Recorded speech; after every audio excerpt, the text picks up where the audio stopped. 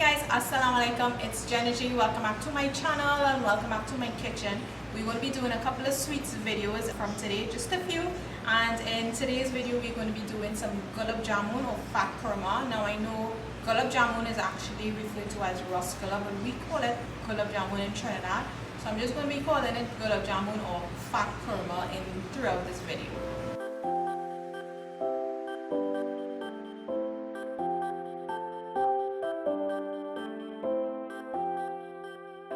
So these are the ingredients that we need for this recipe. Powdered milk, all-purpose flour, condensed milk, margarine or butter, elaichi, evaporated milk, ground cinnamon, and some ginger powder.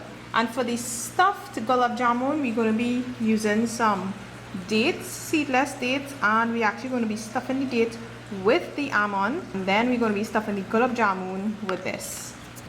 So I'm starting off by adding the flour to the powdered milk. Get that all nicely incorporated in there. Add in the spices. In goes the butter pieces, and you're just going to use your hand, break it up into small pieces, get it all nicely incorporated throughout that flour and powder milk mixture. Once that is nicely incorporated, you're going to add in the condensed milk. Mix that all in there. And then to this, we add in the evaporated milk.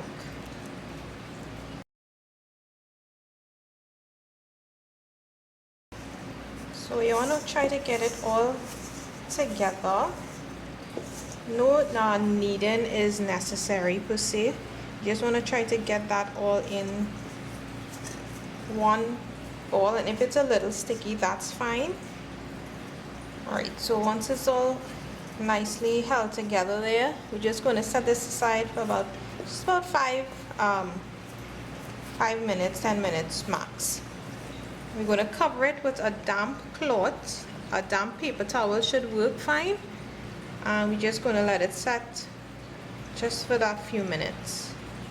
You want to make sure that the dough is nice and soft, most important. So while we have the dough just resting there, let's just stuff these dates. So it's real simple. All you're going to do is just slice it in half and just put one of the almonds in. That's all. Close it back up, and that's just it. So now we've got all done. Let's work on the dough and let's form our gulab jamun shapes. So this is what the dough looks like now. If it is dry, just a bit, add a little more of the evaporated milk to it. And I am going to put in some oil on my hand. And all you're going to basically do is break piece off. Can be how large, how small you want it. And you're just going to roll it into a shape.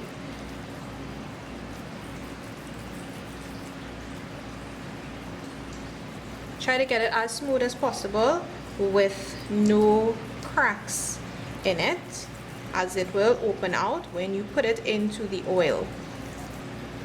So I'm just going to do all, and I'm going to set them aside. So now let's do one with the dates in it. So basically just going to grab this in your hand, put it out like this, put one of the dates in and just fold it over and just form it into its shape.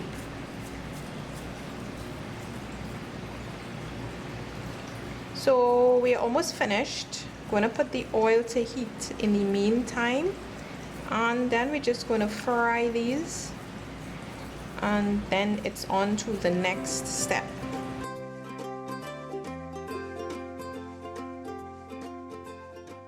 So I'm adding them to the pot, guys. I'm keeping my oil on low heat because I want to make sure they're evenly cooked or evenly brown and also cooked through properly.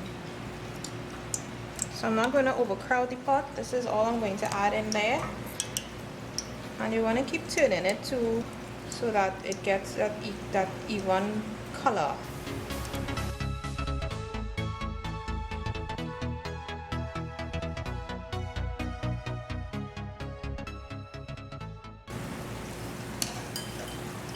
So when they're that nice color, you're just going to remove them, set them aside, and let them drain out and let them cool properly.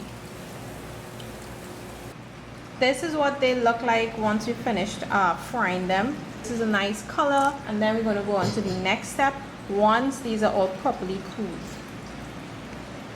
The next step, it would be to do the pag or the sugar mixture, which is basically sugar and water. We're going to add some sugar to our pan and some water going in there as well, and we're going to boil this until it forms a thick syrup mixture. So you want to boil this now on low or medium heat for about 10 minutes or until the threading stage starts. Now this stage is very important when making gulab jamun.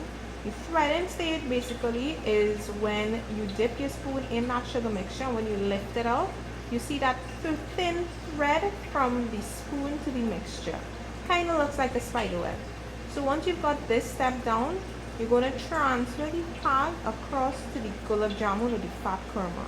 Usually people will place the fat kurma or the gulab jamun in a large bowl, and you add the pag and you continue mixing it up. Now because these gulab jamuns tend to be a little tender, I prefer laying them out on a tray, drizzle that pag mixture, sugar mixture over them, and then I will use my spoon and keep turning them until that sugar starts crystallizing. Usually husband needs to help me for this because it needs some arm strength when you're working with this sort of sugar mixture. When I have the majority of the sugar on the gulab jamuns, I actually go in with my hands. Now you want to be very, very careful. This sugar mixture is very hot. Do not get burned. So once most of them are coated, I go in with my hands and continue turning them until we have all that nice crystallization being formed on the gulab jamun. Check it out guys, so our gulab jamun are finished. That nice sugar syrup or pag on it. Lovely color. Delicious Indian sweet. Of course, forgot to show you guys stuffed. This is what it looks like on the inside.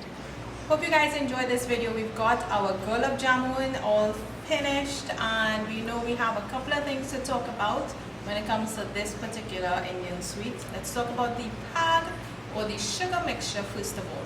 So this is one of the trickiest steps when it comes to making Indian sweets such as gulab jamun, barfi, and even kurma.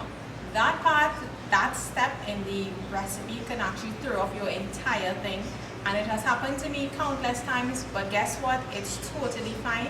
It happens, it's normal. So unless you're one of those who constantly make these things, you know, you're bound to run into that trouble when you get to that step. But like I said, just practice with it and you'll get better at it.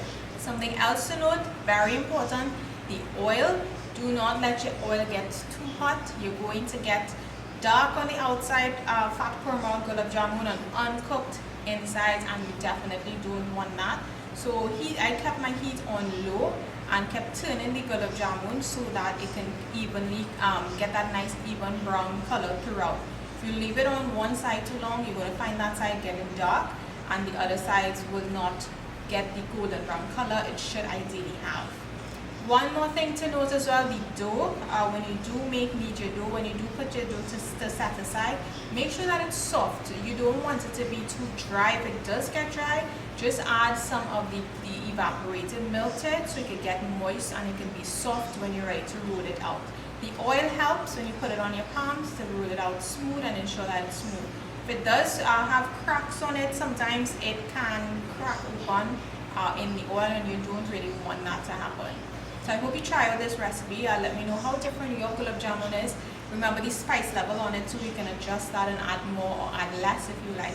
Hope you guys really enjoyed this video. Make it just in time for Eid, and send me maybe your pictures of course when you do. So as always, thanks so much for watching guys, and I will see you guys in my next video.